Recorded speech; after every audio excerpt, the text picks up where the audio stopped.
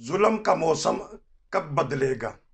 ناظرین، عرفان خان صاحب ہے کافی وقفے کے بعد میرے ساتھ، ان کے پاس چلتے ہیں اور پوچھنا چاہوں گا کہ پاکستان میں ظلم کا جو موسم ہے کب بدلے گا؟ جی السلام علیکم۔ جی وعلیکم السلام۔ سر آپ کا بہت شکریہ، دوبارہ آپ نے وقت دیا، آپ امریکہ سے بھی ہو کے آئیں گے، اس کی بارے میں بات کریں گے کبھی۔ چھوٹا سا پروگرام ہے، بتائیے گا پاکستانی ملکی سیاسی حالات پہ کچھ گفتگو کیجیے گا جی۔ وہ آپ نے پہلا مسئلہ تو پڑھ دیا، اسی شعر کا دوسرا مسئلہ ہے ہم بدلیں گے تب بدلے گا۔ اچھا تو پھر جب ہم بھی بدلنے پہ تیار نہیں ہے اپنے آپ کو، قوم ہی نہیں چاہتی کہ بدلا جائے، تو پھر کہاں سے بدل جائے؟ آپ نے الیکشن کا رزلٹ نہیں دیکھ لیا کل رات کا؟ اس سے صاف پتہ لگ رہا ہے کہ ہم خود اپنے آپ کو بدلنے کے لیے تیار نہیں ہے۔ بات یہ ہے کہ بدلنا لیڈرشپ میں ہوتا ہے، اور لیڈرشپ کے پیچھے قوم لگتی ہے۔ ایک دفعہ قوم بھٹو صاحب کے پیچھے لگ کے دیکھ لیا، کچھ نہیں ملا، پھر ان کو ہٹ کے وہ نواز شریف کے پیچھے لگ گئے، نواز شریف سے انہیں کچھ نہیں ملا، اب وہ ایک تیسرے لیڈر عمران خان کے پیچھے لگ گئے، اب عمران خان سے بھی انہیں 3 سال یا 3.5 سال کی حکومت میں کچھ نہیں ملا، اور نہ کوئی اب امید نظر آتی ہے۔ صرف یہ ہے کہ انہوں نے جو ایک اپنا نعرہ بنا لیا ہے سیاسی، امریکہ کی دشمنی پہ، تو وہ جلدی لوگ ادھر آتے ہیں، اس لیے وہ ابھی تک کامیاب ہے۔ بنا دیا انہوں نے بھی کچھ نہیں، نہ انہوں نے سیاست کا رخ بدلا، نہ انہوں نے عوام کا ذہن بدلنے کے لیے کوئی پروگرام جو ہے وہ لایا، ملک کے سامنے رکھا۔ آپ کیا دیکھ لیں کہ جو ملتان کی سیٹ ہے، اس کے اوپر دونوں چور تھے، ہاں جی، جو اپنے شاہ محمود قریشی صاحب ہیں، وہ بھی آلریڈی ایم این اے ہیں، ممبر ہیں اسمبلی کے، اس کے بعد ان کا بیٹا ممبر بنا، وہ بیٹا نے شاہ کو خوش کرنے کے لیے وہ سیٹ چھوڑی، استعفے دیے، تو وہ ٹکٹ جو ہے ان کی بیٹی کو دے دیا گیا۔ 60,000 ووٹ لینے والوں میں سے کیا کوئی اور دوسرا ان کا ایسا کارکن نہیں تھا جس کو وہ سیٹ آفر کر دیتے کہ جی آج آپ ہماری طرف سے الیکشن لڑیں؟ وہی جو جس کی شکایت آپ کو ذوالفقار علی بھٹو سے ہے، نواز شریف سے ہے، وہی عمران خان صاحب کر رہے ہیں۔ اسی شاہ محمود قریشی کی بیٹی کو انہوں نے ٹکٹ دے کے تو وہ ہار گئی عوام کی طرف سے۔ لیکن مقابل میں یہ دوسرا بدلا تھا کہ وہ بات آپ کر رہے ہیں بدلنے کی، جی وہ دوسرا بھی چور ہے۔ ساروں کو پتا ہے کہ ہار چرانے والے لوگوں کو لوگ ووٹ دینے کے لیے 60,000 کی تعداد میں تیار ہیں، تو بدلے گا کہاں؟ یہی کراچی میں ہوا ہے۔ وہ عبدالحکیم صاحب جو جیتے ہیں، وہ پیپل پارٹی سے بھی جیت چکے ہیں، وہ پہلے نواز شریف سے بھی جیت چکے ہیں، 2013 میں وہ کینڈیڈیٹ تھے نواز شریف کے، وہاں سے وہ اس کا سیٹ جیت گئے تھے، آج وہ پیپل پارٹی سے پھر دوبارہ سیٹ جیت گئے۔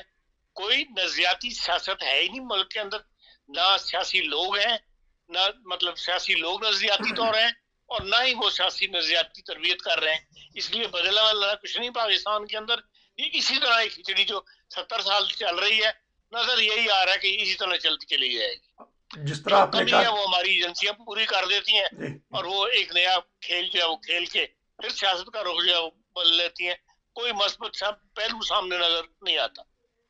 جو بڑی طاقتیں اسٹیبلشمنٹ جس کو اب کہنا چاہیے، آپ نے سیاسی عوام کا اور حکمرانوں کا تو کہہ دیا، تو ہمارے جو ہاتھ رکھے ہیں جن کی وجہ سے حکومتیں بدلتی ہیں، تو اب ان کو سوچنا چاہیے، کبھی وہ خندقیں کھدوا دیتے ہیں، تحریک لبیک کے سامنے گھٹنے ٹیک دیتے ہیں، تحریک جو ان سے طالبان ہے اس کے سامنے بھی وہ جھک جاتے ہیں، معاہدے کرتے ہیں، سوات میں بھی آپ نے دیکھا ہے کہ عوام نکلی ہے، تو ان کو بھی تو بدلنا چاہیے نا۔ ان کو کون بدلے گا؟ جس کے پاس گن ہو اس کو کون بدل سکتا ہے؟ جی یا تو ترکی کی طرح ملک کے اندر، ترکی نے پہلے اپنے آپ کو ترقی دی، اس کے بعد پھر اس نے فوج پہ ہاتھ ڈالا، فوج کا مزاج بدل کے رکھ دیا اس نے۔ ہمارے تو کوئی ایسا ہوا ہے، ہمارے تو جو فوجی ہیں وہی جا کے خفیہ ملاقاتیں کرتے ہیں، راتوں کو سیاستدان جا کے فوجیوں سے ملاقاتیں کرتے ہیں، تو پھر کہاں سے ہمارے تبدیلی پیدا ہو جائے گی؟ تو اس لیے ابھی تک تو نا امیدی جو ہے، وہ چاہے بائی الیکشن ہو، جنرل الیکشن ہو، ابھی تک کوئی امید والی صورت جو ہے سامنے نظر نہیں آتی۔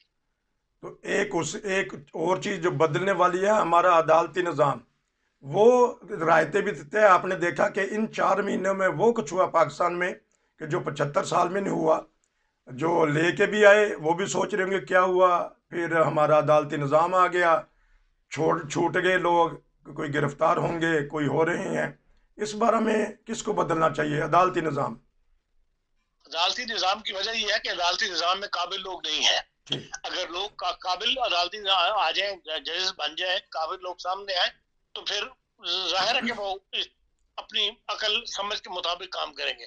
اب تو سب بکنے والے ہیں, جو سفارشیں کروا کے کوئی منسٹر کی سفارش پہ آیا ہوا اور کوئی جو ہے وہ بار کونسل کی سفارش پہ آیا ہوا ہے. اس لیے آپ ججز کے فیصلے پڑھ لیں, ججز کی بحث سن لیں, کوئی ان میں ایسا نقطہ بیان کرنے والا نہیں جس سے پتہ لگے ہاں کہ یہ قابل آدمی ہے.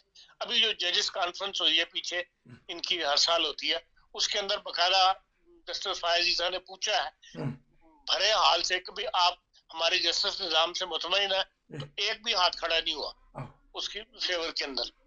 وہ خود عدم اعتماد کا شکار ہے, خود کہتے ہیں کہ ہمارا جسٹس سسٹم جو ہے وہ درست نہیں ہے, اور وہ بھی تبھی ٹھیک ہوگا جب سیاستدان ان کو فری ہینڈ دیں گے اور وہاں پہ بھی اپنے قابل جج بیٹھے ہوئے ہوں گے.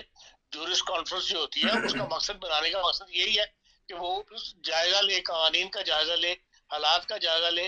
اور لیکن یہ ہے کہ وہاں ابھی تک تو کوئی ایسا جج سامنے نہیں آیا پاکستان کے اندر. اسی لیے ہمارا جو جورس کا سسٹم ہے اس پہ دنیا ہنستی ہے. 3-4 منٹ ہیں. ایک مذہبی طبقہ بھی ہے جس کی آج کل حکمرانی کہنا چاہیے, عوام میں بھی ہے, وہ حکومت میں بھی آ جاتا ہے, تو اس کو کیا بدلنا چاہیے؟ اب نئی نئی تحریکیں پیدا ہوتی ہیں جو انتہا پسندی کی طرف بھی عوام کو راغب کرتی ہیں. دیکھیں ان کو بھی کوئی نہ کوئی طاقت اٹھاتی ہے, ٹھیک. وہ اس خاص مقصد کے لیے اٹھایا جاتا ہے, اس کے بعد پھر انڈر گراؤنڈ چلے جاتے ہیں, خاموشی چھا جاتی ہے. اس لیے ان کو بھی کسی نے پروموٹ کیا ہے, ان کو اٹھایا ہے, اور وہ اپنے مقاصد کے لیے ان کو استعمال کرتے ہیں, اور وہ استعمال ہو جاتے ہیں.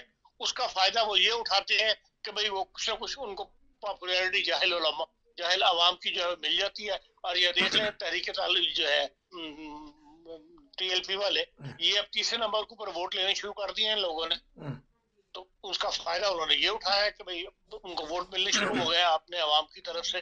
یا رسول اللہ کے نعرے کے اوپر انہوں نے ساری دنیا کو جو اپنے پیچھے لگا لیا ہوا ہے, جس کا نقصان جو ہے وہ ملک اٹھا رہے ہیں. تو جس اقلیتیں کا جو خیال ہیں, نہ ایجنسیوں کو ہے نہ سیاست. ایک سوال بتا دیجیے گا, اقلیتیں جو ہمارے ملک میں ہیں وہ دبی دبی گھٹن محسوس کرتی ہیں, لیکن جو ہی جب انڈیا میں ایسی بات ہوتی ہے تو پاکستانی حکومت بھی اور عوام بھی تھوڑا سا سخت الفاظ استعمال کرتے ہیں.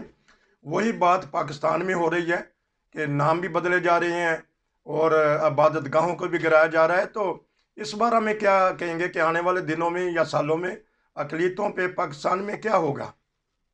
دیکھیں اس میں بھی ابھی تک تو کوئی اس کی امید نظر نہیں آتی, اس لیے کہ ہر ایک کو جو ہے وہ مذہبی طبقوں کا ووٹ چاہیے. ٹھیک. آپ کیا سمجھتے ہیں پرویز الہی جو ہے وہ کوئی مذہبی آدمی ہے؟ ٹھیک.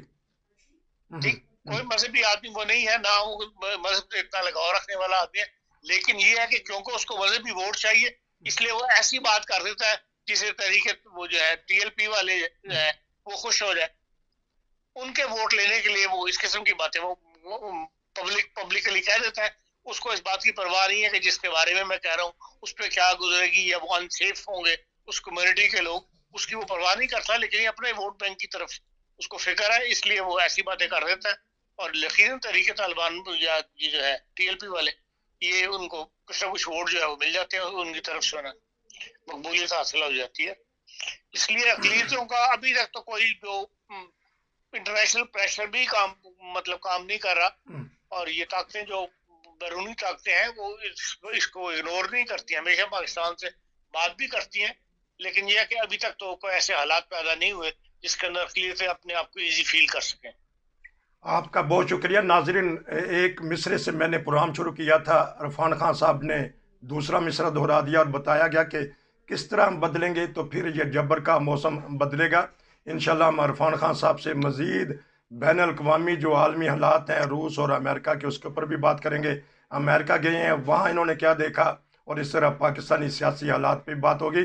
خان صاحب آپ کا بہت شکریہ. انشاءاللہ آپ سے دوبارہ رابطہ ہوگا. نصیر کو اجازت دیجیے. السلام علیکم.